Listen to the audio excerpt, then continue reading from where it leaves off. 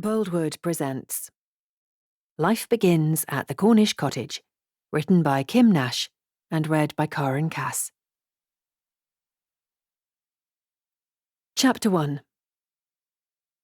2 years ago, I lost two things. One was my husband, the other was myself. I must be really careless because, as if that wasn't enough, while out for lunch one day with my friends, I also lost my dignity. Time stood still and a chill ran down my spine when I came out of the ladies' toilets of the Fisherman's Haunt and saw who Michelle and Joe were talking to. Someone that without a shadow of a doubt I would have recognised anywhere, despite it being donkey's years since I saw him last. His stature hadn't changed one bit. Those broad shoulders and muscular forearms, his tall, athletic frame, upright and formal. Sometimes a particular memory of a person who was so deeply embedded in your head never goes away. Of all the days in the year, why did he have to pick this particular one to visit the same restaurant as me?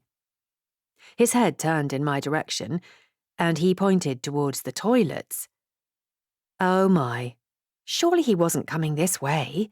This couldn't be happening. My heart started to pump like mad, and I furtively ducked behind the nearest pillar to try to work out my next course of action. As I glanced round, I noticed that the doors to the kitchen were right behind me and might possibly be my only escape route. I risked the chance and peeked out from behind the pillar and took another look. He was still talking to Joe and Michelle, and I could hear them both giggling, far higher pitched than normal.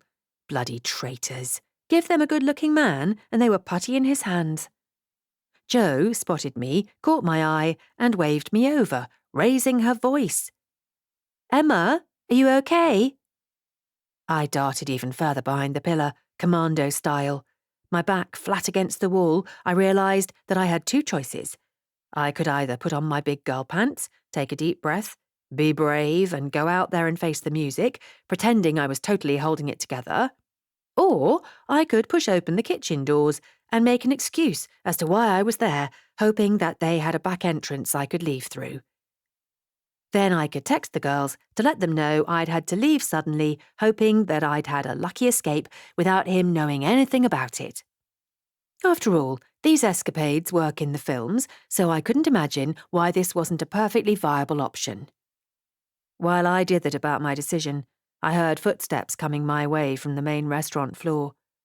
I panicked. As I burst through the kitchen door, which to my horror was one of those swing-both-ways doors, there was an almighty crash, and I walked directly into the path of a poor unsuspecting waiter who was reversing through. I'm sure that the pained yowl he made could have been heard from outer space. The two plates that he'd been carrying in his hands, along with the one that had been balancing on his arm, dropped and smashed on the floor.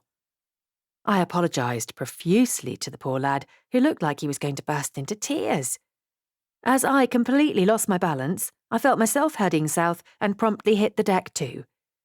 We both watched in slow motion alarm as roast beef, upside-down Yorkshire puddings, roast potatoes, carrots and parsnips landed half on me and half on him, and bright green garden peas were jet-propelled across the floor. Dark brown gravy was dribbling down my white linen trousers, and his startled little teenage face glared at me. I wasn't sure whether in surprise, disgust, or just plain horror. Whoa, what the hell is going on here? And more's the point, what the hell are you doing in my kitchen? Back to work, everyone. Show's over. A tall, imposing man in chef's whites stood over me.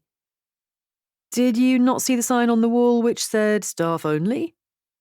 This must have been the head chef, whose authoritative voice was getting louder the nearer he got to me. I looked over my shoulder quickly towards the door, which, thank heavens, had closed behind us both, and gave a rather loud sigh at the same time as the teenager piped up. Clearly not. She's a flipping mad woman, a proper mentalist. That's enough, Harvey. Go and get a dustpan and brush and the mop and bucket from the store cupboard, and we'll plate some more food up. I shook out my normally perfectly coiffured hair. As I reached up to smooth it down, I realised that I'd just wiped the mashed potato, which I didn't realise was on my hand, through it. Was the day able to get any worse? I took a deep breath as I realised that I needed to style it out and offered my hand to the chef. Hello, do you think you could help me up, please? I didn't know whether to laugh or cry. This would probably have been quite hilarious had it been happening to someone else. The corner of his mouth twitched as he reached down and pulled me up to standing. Are you hurt? He asked. Only my pride. I'm honestly so very sorry, I replied. Bad day? He took a tea towel from the work surface to his left and handed it to me. He looked younger than I originally thought he was, now I was closer to him. Thank you. I wiped at the rich gravy that was seeping into my trousers, making it look even worse, and like I'd had a bout of diarrhea. You wouldn't believe me if I tried to explain. Suppose you want to get let out the fire escape then? I presume this was an escape plan. Bad date, maybe? He grinned. Something like that. Can I help you clear up first? Pay for the damage? I really am sorry. I reached down for my bag and realised that I'd left it at the dining table. A deflated sigh left my body, and a tear rolled down my face. Don't worry about it, my love. Let's just call it training. Poor lad has only just started today, and his nerves were in tatters anyway, so it's always good to get something thrown at him this early. He might think twice before walking through the wrong side of the door now. Good practice, really, so maybe I should be thanking you. I looked towards the restaurant area as another member of staff came through into the kitchen. He was very intuitive, for a man. Is your bag in there? He nodded towards the door. Yeah, with my friends. Want to go and get it? Frantically, I shook my head. Christ, no! I can't go back out there. Want me to get it for you? He asked. I couldn't ask you to do that. You didn't. I offered. This man might just have been my guardian angel. You're very kind. I'm not sure if this had happened in reverse that I'd have been so, well, understanding. You have a nice face. Besides, my mum always taught me that you have no idea of what is going on in someone's mind, so you should always be nice. Kindness costs nothing. Now tell me where your friends are sitting. Do you want me to give them a message? They're sat at the table in the bay window that looks over the sea. Could you tell them that I'm going to go home, please? Oh, and I'm Emma, by the way, Emma Montgomery. I reached out my hand again, and this time he shook it. Martin. One sec, Emma. He headed out the door. The left door, not the right one. He winked at Harvey, who was now cleaning up the mess. The poor lad. I felt so guilty at what I'd put him through.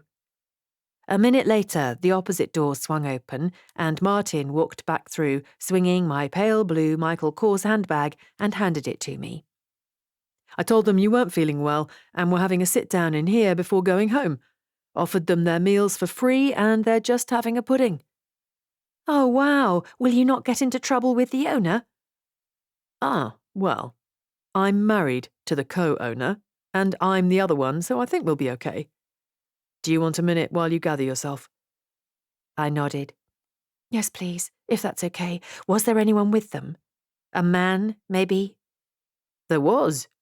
Grey-haired, beardy, sporty type, suntanned too. Good-looking, I suppose, if you like that sort of thing. Tom, I think I heard them call him. He was sitting at their table.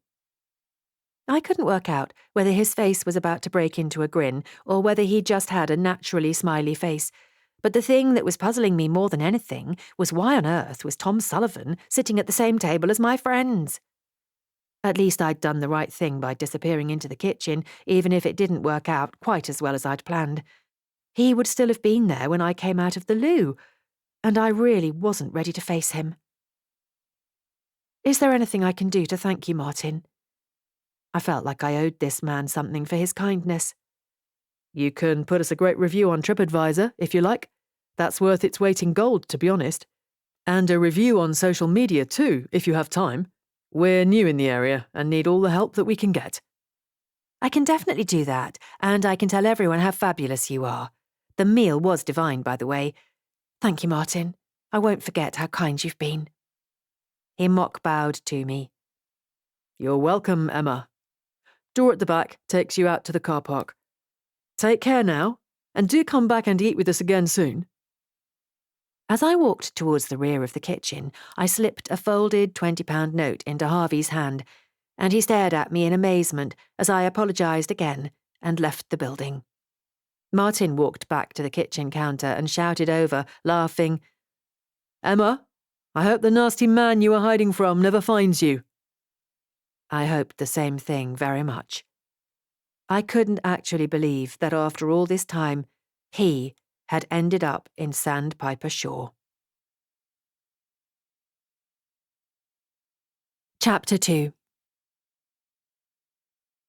So come on then, why did you mysteriously disappear when you saw that the lovely Tom was at our table? Dish the dirt. Michelle handed me a mojito as we sat on the terrace to where she'd summoned me on their return.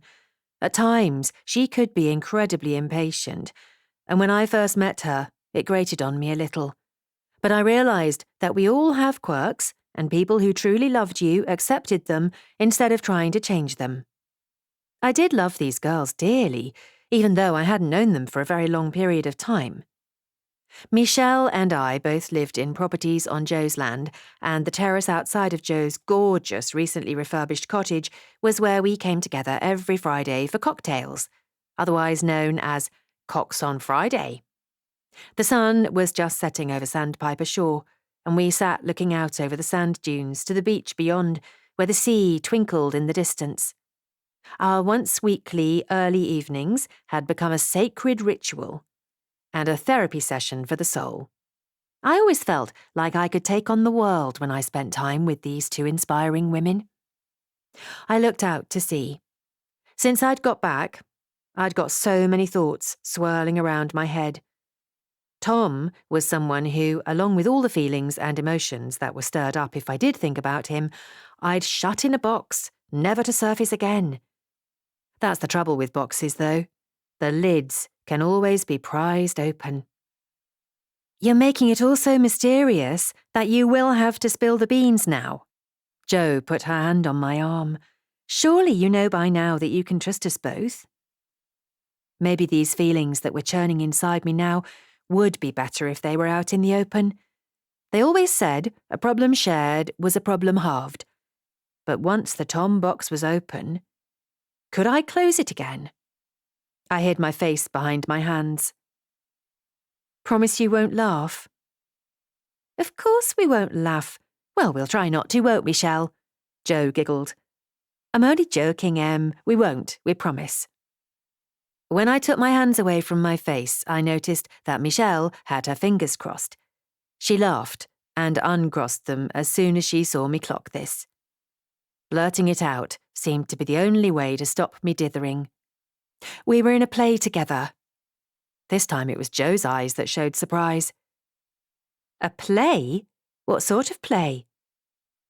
Romeo and Juliet, if you must know. I put my glass down on the table in front of me and folded my arms defensively. When was this? Jo asked, her eyebrows slowly returning to normal. When we were at college. There, I'd said it now. That's it, nothing more to tell. Jo and Michelle shared a look, and Jo raised her eyebrows. Why the big fuss then? Why did you hide from him? Oh God, this is like the Spanish Inquisition. You can stop interrogating me, you know. I laughed. I loved them both dearly, but they were so persistent at times. Absolutely not, until you tell us the truth. Come on, Emma, we do know you, and we also know that you wouldn't have done what you did today for someone you would just, she made air quotes, in a play with. Michelle was right. They did know me and could see straight through me. What are you not telling us? Jo asked. I shrugged my shoulders and took a deep breath. We were together. Michelle's eyes widened. Together? I sighed again. Well, so I thought. My mind drifted back to my time at college. I was a naive 17-year-old who had met Tom and fallen head over heels. I thought we were in love. He clearly didn't. That's the end of the story, really. Reaching for my glass, I took a big swig and gulped as it caught the back of my throat, making me cough. And? That's it, I replied. Jo raised her eyebrows at me knowingly. Okay, will you stop asking about it if I tell you the whole truth? And again, you need to promise not to laugh. Maybe, replied Michelle, grinning. I can't promise.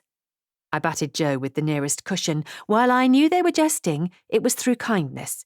They wanted sharing to feel lighter for me. They had been such good friends.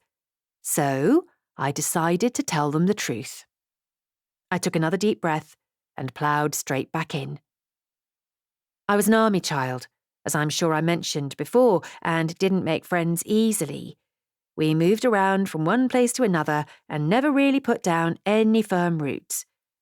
I was always the new kid, and I didn't put any effort into making friends because as soon as I did, we'd move again. So there wasn't much point.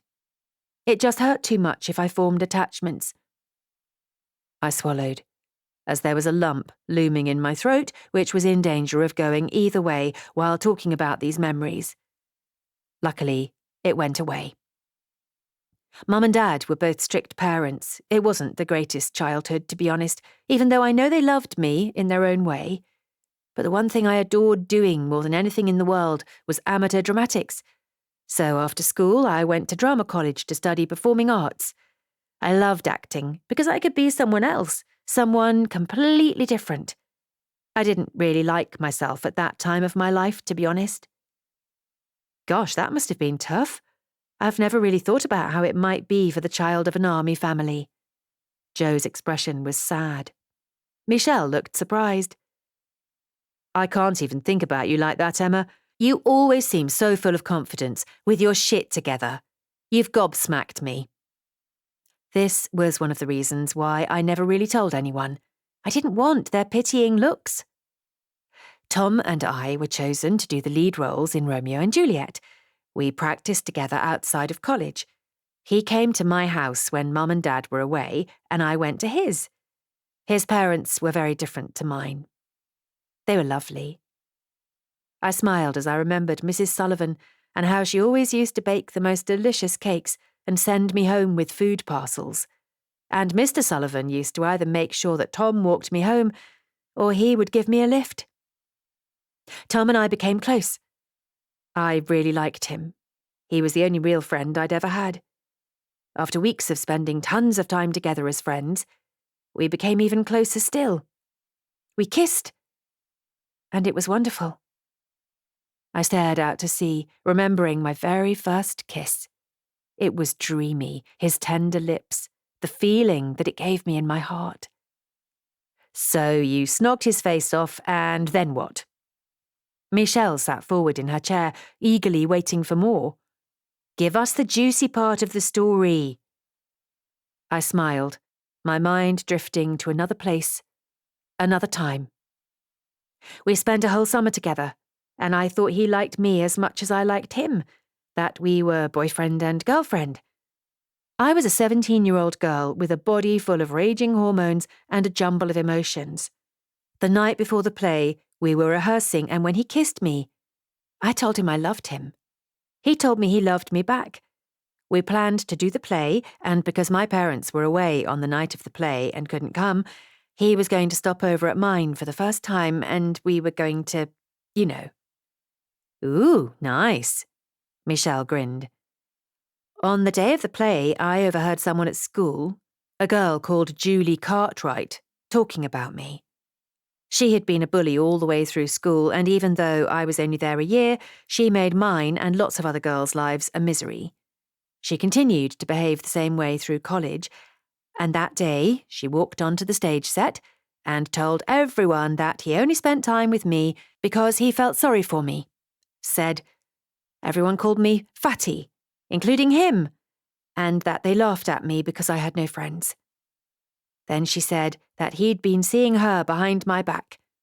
She and all her friends ridiculed me. They said I was a total fool to believe that he actually liked me. Told me I made myself look stupid in front of everyone. It was mortifying. The bitch bag, Michelle spat. I bloody hate Julie Cartwright already. Does she still live around here? Let's go and find her and duff her up, and her friends too, Joe scoffed. I laughed, despite how I was feeling. It was good to know that these two had my back, even though they never knew the person they were slagging off. So, what did you do? Michelle asked. I hope you got in a scrap and beat the shit out of her. I gave a short, sharp laugh. I asked Tom if it was true. He'd said he loved me, so I asked him again in front of everyone in the play. He was dumbstruck, just stood and looked at me with his mouth hanging open. I was mortified that he couldn't answer, and I ran off. Even just thinking about this, all these years later, was reminding me of what a terrible time it had been for me. After licking my wounds for a couple of days, I ducked out of the lead role position. Julie took it over, in fact. Yeah, I bet she did. I laughed at the bitter way Joe said this. They were obviously an item, and I just hadn't seen it. From that day on, they were inseparable.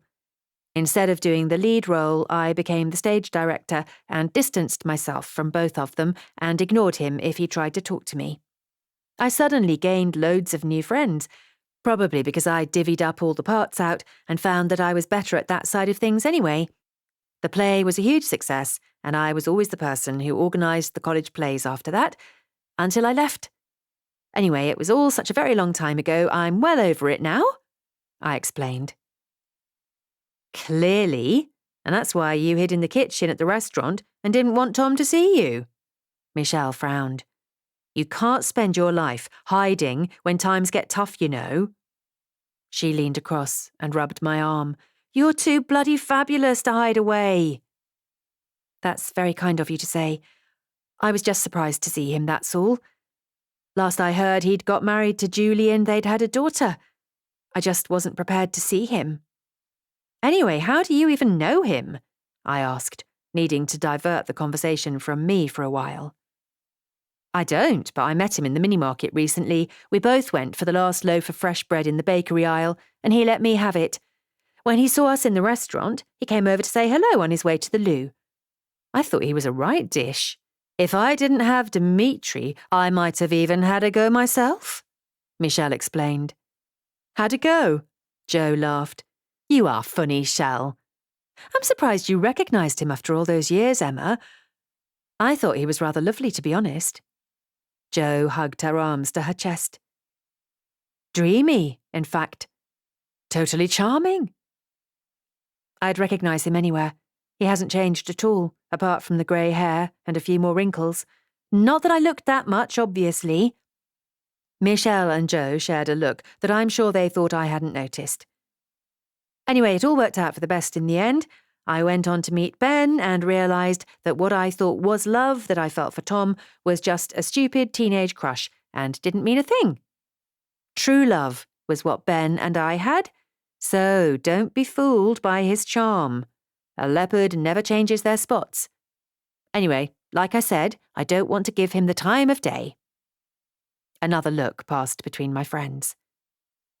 Anyway, I wanted your thoughts on some of the Lonely Hearts Club events I'd been thinking about. Can we chat about that instead, please? I'd had the idea to set up the Lonely Hearts Club, knowing how difficult it was to make friends. The three of us had all found ourselves single for differing reasons, and it's blooming hard to do stuff when you're on your own. If it wasn't for meeting Michelle and Jo, I think I would have hibernated for the rest of my life. We'd formed a club locally, and there'd been a few events so far, including coffee mornings, lunches, and evening meals out, a theatre trip, and we'd even mooted the idea of a holiday. It was very early days, and I had so many plans to make it bigger and better and not let people who were really lonely feel even worse because they hadn't got someone to do things with. Michelle suddenly jumped up out of her seat, startling us. Let's talk about those tomorrow over coffee.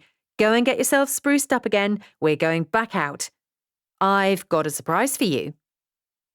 Oh, Michelle, surely you know by now that I hate surprises. Yeah, I know, Emma, but you need to lighten up a little and trust your friends. You're going to love this one. It'll cheer you right up and make you forget all about Tom. Chapter 3. I groaned loudly as we approached the Smuggler's Rest and saw the sign outside the entrance.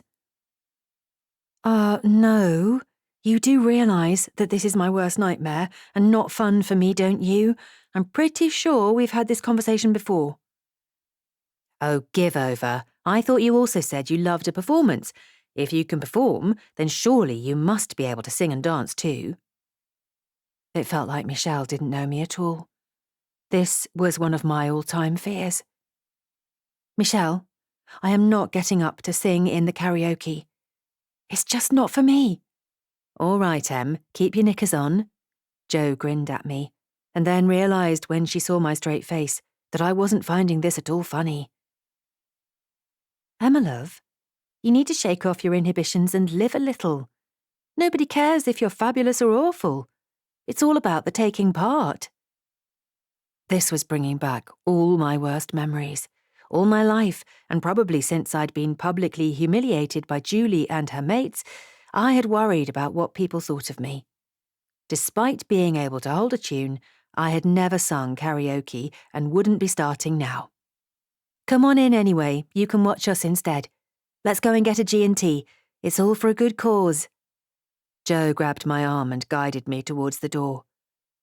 You go, girls, I'll go home, I just don't fancy it.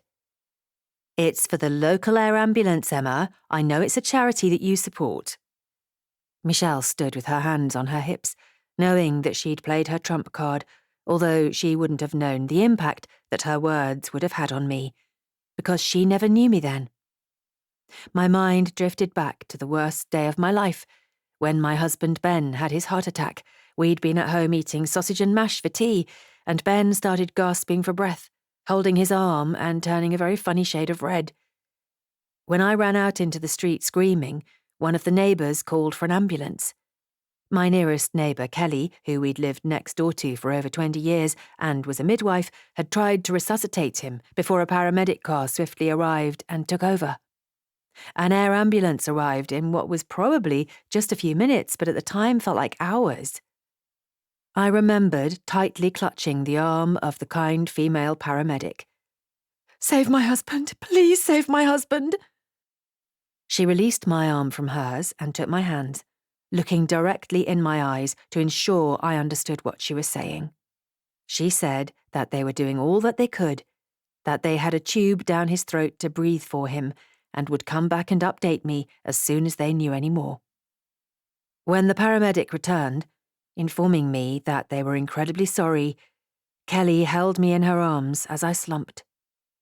There was nothing more they could do for him, they said. He'd gone. I remembered that a ridiculous thought went through my head, and the poor air ambulance paramedic must have thought me a complete lunatic when I became completely fixated on the fact that I'd insisted we had sausages for dinner. I explained to her in great detail that he wanted us to have liver despite the fact I never liked it, said it was good for me. I was hysterical about the fact that I shouldn't have dug my feet in. If I'd known it would be his last ever meal, I would have cooked the liver. They said that I was in shock, and Kelly, in her soft Irish accent, told me to sit down, drink the hot sweet tea she'd made me, and, for Pete's sake, stop worrying about the fecking sausages. Michelle's voice jolted me back to the present. Emma, are you coming in or not? She asked, her hands on her hips. Jo had already gone ahead. I let out a loud, exasperated gasp and held up my index finger. One drink, and then I'm going home. The Smuggler's Rest was in full swing, and as there were hardly any tables left, we had to sit by the makeshift stage. Michelle and Jo were like two excitable teenagers and put their name down on the sing sheet, not revealing what they'd chosen. It didn't matter, I was only stopping for one anyway. Our local vicar and his wife, Graham and Tina Lockhart, were on the table next to us, and there really must have been something in the local water because they were also in full-on hyper-enthusiastic mode. They had been in the village for over 5 years and had managed to increase the size of the congregation dramatically since they arrived, with their acceptance of anyone and everyone. There was also an understanding that you could come and go to their church as often or as little as you pleased with no pressure whatsoever. The most amazing couple, kind, compassionate, gentle and approachable, they both had a knack of making you feel that you were the most special person in the world and gave their time in abundance. I had been so grateful when Graham had agreed to give the Lonely Hearts Club the church hall free of charge one night a month as their gesture of goodwill in the hopes of getting the community to bond even further. They hoped it would be a good way to pull people in from the surrounding villages. Graham had conducted the most life-affirming and intimate funeral service for Ben after his sudden death, and his grave in the small churchyard was a place that I often visited when I needed to get some clarity in my life. Neither Graham nor Tina ever commented about how they'd see me sitting by my husband's grave, talking out loud. Mostly I was berating him for leaving me so early in life, a life in which we had so much more to do together. We thought we had so much more time. Sometimes, on the days at his graveside when I gave in to the tears, when grief hit me smack in the face, as if by magic, Tina would emerge. She would rest a gentle hand on my shoulder, warmth flooding throughout my body, neither of us needing to share a single word, before she double-tapped and left me as quietly as she appeared. Every single time this happened, I felt better from her healing hands. She seemed to know exactly what I needed in that very moment. There were other times when I was in a funk that Graham would tell me a joke, something silly and childlike, but it always made me laugh and lifted my spirits. Just being in their calming presence made me feel like not only a valued member of their parish, but also a very good friend. Between them, they had helped me more times than they would ever know. However, when Graham, who I'd only then noticed was wearing jeans, a band t-shirt and a leather jacket, stood up and gave the most amazing rendition of Meatloaf's Bat Out of Hell, really going for it, head banging away, I had never been so flabbergasted. When Tina joined him in a long and high bouffant wig, handed him a cowboy hat, and they belted out their version of Islands in the Stream, they had the audience eating out of their hands. The coins and notes, which were being thrown into the air ambulance collection buckets, were filling up nicely. "Right, we're on. You coming to join us, Em?" Michelle jumped up and grabbed Joe's hand, and I shook my head vigorously. "Ah, come on, it'll be a laugh," Joe shouted back, and I literally crawled back within myself at the thought of being up there, me singing in front of everyone. The fear of people laughing at me was the reason I'd never involved myself in this bonkers pastime that people seemed to absolutely love. Why would anyone put themselves through that? They literally sounded like a cat's chorus with their very special version of I Will Survive. They were truly awful, but it seemed that the worse the singers were, the more the audience loved it. They were given a rapturous round of applause before returning to our table. Michelle flung herself back in her seat, laughing. "I enjoyed that so much. You don't know what you're missing out on, Emma." "I honestly do. It's just not for me. I wish I could be more carefree sometimes, but I just can't bring myself to look daft in front of anyone." "Maybe you need therapy for that," Jo replied, grabbing her gin glass and taking a large gulp. "I bet you've missed out on loads of amazing stuff in your life because you didn't want to look foolish." When I thought back to the times that I had said no to things because I wasn't sure what people would think, there was a list as long as my arm. Ben always liked me to be calm and collected, not to make a fool of myself. Opportunities to have fun had passed me by several times, like when his family had invited us to a water park and I didn't want my hair to look a mess and didn't want to be sitting around in wet clothes, so I had sat on the sidelines and watched with him instead, missing out on all the enjoyment. "Coming to dance, Em?" Michelle held out her hand to me as she and Jo got up on the dance floor. I shook my head. I loved to dance too, but only when I was at home, alone. No one needed to see me strut my stuff in public. Someone had once told me I looked ridiculous when I danced, and it had never left me. It hadn't really struck me until now, and made me sad to think that I cared so much about what people thought, that my friends were right, and that I had missed out. People don't realise the impact that words make. A throwaway comment can stick in your mind for a lifetime and permanently hinder your confidence. Trouble was, when over half of my life was already behind me, I didn't think that I could ever change. Once more, here I was, sitting alone, while everyone else had shaken off their inhibitions and were having fun. I was busy contemplating this while staring into my third gin and tonic of the night, despite me saying I was only stopping for one, when the vicar flung himself into the seat next to me. He'd suddenly gone from being a grinning bundle of fun on stage to a frowning face of misery. "Are you okay, Graham?" I asked. I'd love to say yes, but I'm not. I hate to admit that I have a huge problem, he replied. Chapter 4. Michelle and Joe returned from the dance floor, laughing and grabbing their drinks.